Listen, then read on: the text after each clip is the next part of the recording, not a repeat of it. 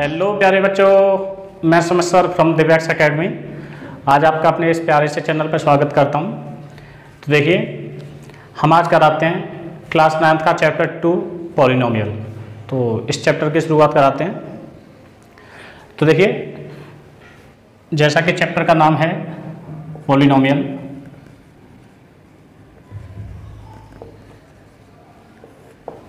तो बच्चों पॉलिनोमियल क्या होता है इसके बारे में मैं आपको बताता हूँ। देखिए, पॉलीमियल्स होता है मैनी और नोमियल मीन्स आपके टर्म, नोमियल यानी टर्म्स है ना। तो जहाँ पे मैनी टर्म्स होती हैं वही आपके पॉलिनोमियल होते हैं। ठीक, इसे थोड़ा सा अगर ठीक से करें तो देखिए,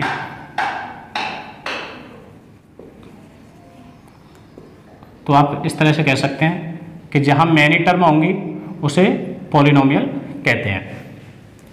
देखिए, टर्म क्या होता है ये बताता हूँ मैं आपको, टर्म क्या चीज़ होती है। तो देखिए, टर्म, देखिए जहाँ पे कुछ कंपोनेंट प्लस या माइनस साइन के साथ में जुड़े होते हैं वे टर्म कहलाते हैं। जैसे कोई भी कंपोनेंट, ठीक है ना, जो प्लस और माइनस के साथ में जुड़े हुए टर्म कहलाएंगे।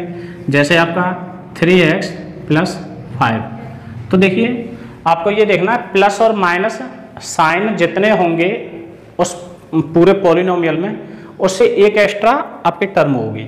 यहाँ पे एक साइन है तो दो टर्म होंगी, यानी प्लस वाला साइन एक टर्म ये है, एक टर्म ये है, दो को जोड़ रहा है। ठीक है ना। अब मान के चलिए दूसरा कोई एग्जांपल ले लेते हैं। ठीक है, जैसे 5x² + 7x + 5, माइनस भी हो सकता है, माइनस भी करके बता देता हूँ, -5। इस तरह से इसमें कितने टर्म है तो आप देखोगे 1, 2 और 3। क्योंकि देखो, ये माइनस का साइन है, ये प्लस का साइन है, ये माइनस का साइन है, अलग अलग कर रहे हैं। तो एक टर्म ये बन जाती है आपकी, एक ये बन जाती है और एक ये बन जाती है। 3 टर्म हो गई, इनको कहते हैं टर्म। ठीक है ना। अच्छा, चलो बताते हैं वेरिएबल। ठीक है ना, वेरिएबल क्या होते हैं। तो देखिए, वेरिएबल से सीधा सा समझ में आता है, वेरी मीन्स होता है चेंज करना, एबल मीन्स एबल यानी चेंजेबल जो चीज़ें होती हैं उन्हीं को वेरिएबल कहते हैं। Variable and you can say changeable. ठीक है, बट क्या है कि आप चेंजेबल बोलेंगे नहीं, बोलते वेरिएबल ही है। समझने के लिए मैंने लिख दिया चेंजेबल, यानी ऐसे एलिमेंट्स जिनकी वैल्यू चेंज होती है। ठीक है, जिनकी वैल्यू फिक्स नहीं बनी रहती है, चेंज होती है, उनको वेरिएबल बोलते हैं। जैसे मान के चलो आप कोई क्वेश्चन कर रहे हो और उसमें वैल्यू लेट कर लेते हैं। जैसे आपको कुछ भी फाइंड आउट करना है, आप उसको लेट कर लेते हैं x। ठीक है नी, लेट दिस कुछ भी हो सकता है, इज x। ठीक है, तो यहाँ पे आपने x यानी x का आंसर निकाल के लेके आना है आपको। x पता तो है नहीं, x का आंसर लेके आना है। कोई कभी a लेट कर लेते हैं, कभी b लेट कर लेते हैं, कभी x, कभी y, कभी कुछ भी, ऐसे करके चीज़ें लेट कर लेते हैं हम अपनी तरफ से। तो देखिए, हो सकता है यहाँ पे x का कोई आंसर आएगा, x का आंसर 2 आ सकता है। ठीक है ना, 5 आ सकता है, कुछ भी आ सकता है। कोई दूसरा क्वेश्चन उसमें आप ऐसे लेट कर रहे हो, ठीक है नहीं, तो x की वैल्यू उसमें 10 आ गई। यानी आप पूरी बुक को सॉल्व करोगे, पूरी बुक में आपके 100, 200, 500 सवाल होंगे, सभी में x लेट करोगे तो x की वैल्यू अलग अलग आएगी।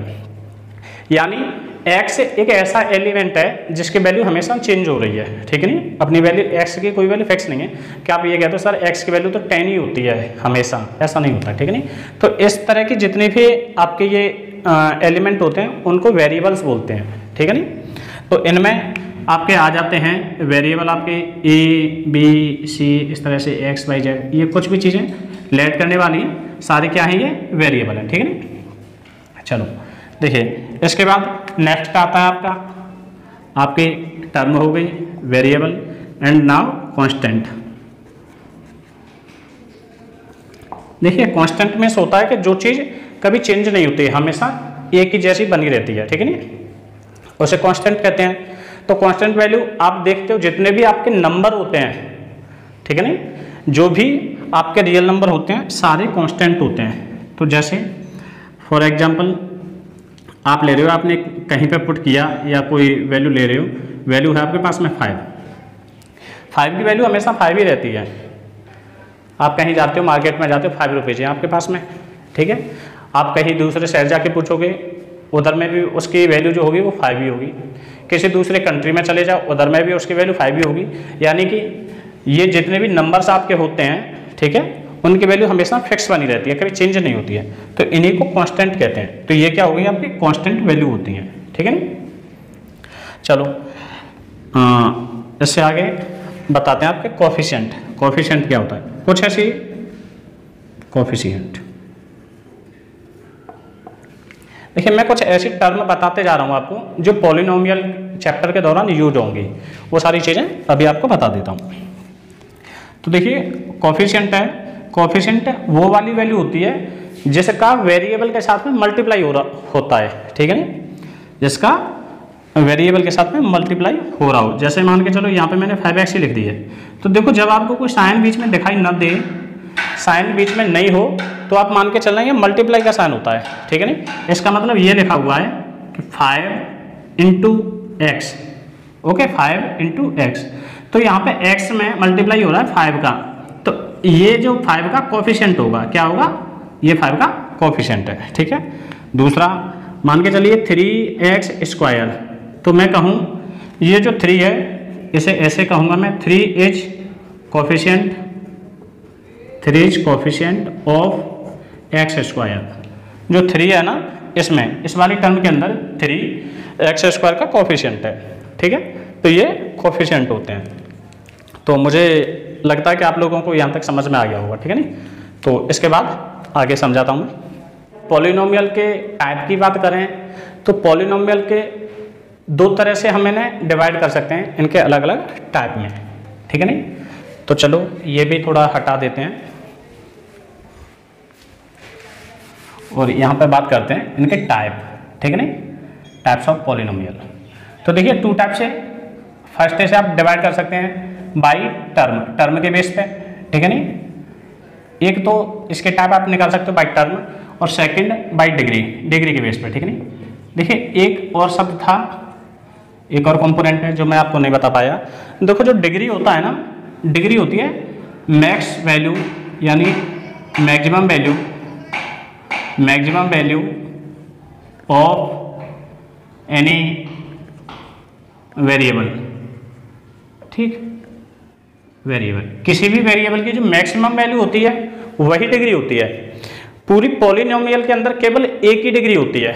जैसे चलो पहले डिग्री को ही बता देते हैं। जैसे यहाँ पे लिखा हुआ है 5x³ + 6x4 + 2x, तो यहाँ पे इस पूरी टर्म के अंदर वेरिएबल कौन सा है, ये वेरिएबल है, ये वही और ये, ठीक है नहीं, x3 x4 और ये, यानी कि मैं वेरिएबल को आपको अलग अलग करके दिखा दूँ।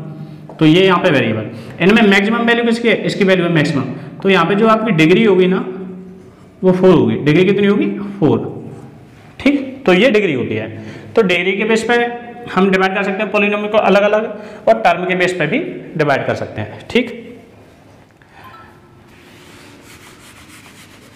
तो देखिए बाई टर्म, अगर आप टर्म करो, टर्म के बेस पे लें, तो देखिए जब सिंगल टर्म होती है, यानी 1 टर्म है ना, जब 1 टर्म होती है तो हम इन्हें कह देते हैं मोनोमियल, मोनोमियल। जब 2 टर्म हो जाती हैं, 2 टर्म्स, तब ये होता है आपका बाइनोमियल, बाइनोमियल। होते ये सारे पॉलिनोमियल हैं, पॉलिनोमियल कैटेगरी के अंदर ही आते हैं, बट इनको पॉलिनोमियल के अंदर भी अलग अलग तरह से नाम दे दिए हैं, ठीक है नहीं। जब चलो 1 और 2 टर्म, ये टर्म मैं काउंटिंग में लिख दूँ थोड़ा सा, जब 2 टर्म होती हैं 1 टर्म, और जब 3 टर्म आएगी आपकी 3 टर्म्स, तो इसको कह देते हैं ट्राइनोमियल, ठीक है नहीं। इस तरह से हम इन्हें बोल देते हैं। तो एक तो ये, ठीक। दूसरा डिग्री के बेस पे यदि आप इन्हें अलग अलग डिवाइड करें, तो देखिए जब आपकी डिग्री 1 होती है, ठीक नहीं, यानी आप ऐसे कह लें जब डिग्री 1, मैं शॉर्ट में डिग्री लिख दिया है, तो इसको आप कहेंगे क्या, लीनियर पॉलिनोमियल, ठीक है, लीनियर पॉलिनोमियल होगा। जब आपकी डिग्री 2 होगी, डिग्री 2 होने पे इसको कहते हैं क्वाड्रेटिक पॉलिनोमियल। जब डिग्री 3 होगी तो इसे कहेंगे क्यूबिक पॉलिनोमियल। ठीक, अच्छा चलो यहाँ डिग्री 0 भी बता देता हूँ। जब डिग्री 0 होगी तो इसे कहते हैं जीरो पॉलिनोमियल। ठीक, जीरो पॉलिनोमियल। चलो तो ये बता दिया, तो इनके एग्जाम्पल भी देने चाहिए मुझे, ठीक है नहीं। तो चलो इनके एग्जाम्पल और बता दें आपको। देखिए जब जीरो पॉलिनोमियल होता है, जब जीरो पॉलिनोमियल होता है हम लिख देते हैं जीरो पॉलिनोमियल। तो इसके एग्जाम्पल की बात करते हैं। तो देखिए जैसे मैं लिखता हूँ 3x की पावर 0, इस तरह का कोई पॉलिनोमियल है और इसे कहेंगे हम जीरो पॉलिनोमियल है। तो देखिए किसी भी वैल्यू की पावर अगर 0 होती है तो उसकी फाइनल वैल्यू 1 होती है। ठीक है, आप सभी लोगों को पता होगा जैसे x की अगर वैल्यू पावर 0 है तो इसका मीन्स 1 होगा, e की पावर 0 है इसका 1, कुछ भी हो 25 और इसकी पावर अगर 0 आती है किसी भी नंबर की तो इसका भी मीन्स 1 ही होता है। ठीक है, तो देखिए मैं अगर इसे सॉल्व करूं तो ये हो जाएगा 3 × 1 और इस तरह से मिलेगा मेरे को 3। तो यानी कि जितने भी आपके जीरो पॉलिनोमियल होते हैं उनको सॉल्व करो तो वो आपको कांस्टेंट वैल्यू मिलती है। ठीक है, क्या मिलेगा, एक कांस्टेंट वैल्यू मिलेगी। तो जीरो पॉलिनोमियल आपकी कांस्टेंट वैल्यू होती हैं। ठीक, अब देखिए आपके लीनियर पॉलिनोमियल, ठीक है, जो लीनियर पॉलिनोमियल है उनमें आप एग्जांपल दे सकते हैं जैसे 2x + 5। ये क्या है, इसमें आपने देखा कि x की पावर 1 है। ठीक है, 1 पावर को शो नहीं करते हैं, नहीं शो करो। यहाँ पे आप लिख सकते हैं जैसे 7y + 2x। चलो देखिए, चलो x को भी रहने दो, 7y + 2। तो यहाँ भी y की आप पावर देखोगे तो 1 पावर है। ठीक है, क्वाड्रेटिक, यहाँ पे देखते हैं क्वाड्रेटिक पॉलिनोमियल का एग्जांपल। ठीक है, तो क्वाड्रेटिक पॉलिनोमियल में पावर 2 होनी चाहिए। तो इसी में से जैसे इसी को बना लो, आप लिख सकते हैं 2x² + 5। ठीक है, इस तरह से बहुत सारे एग्जांपल इसके आप लिख सकते हैं।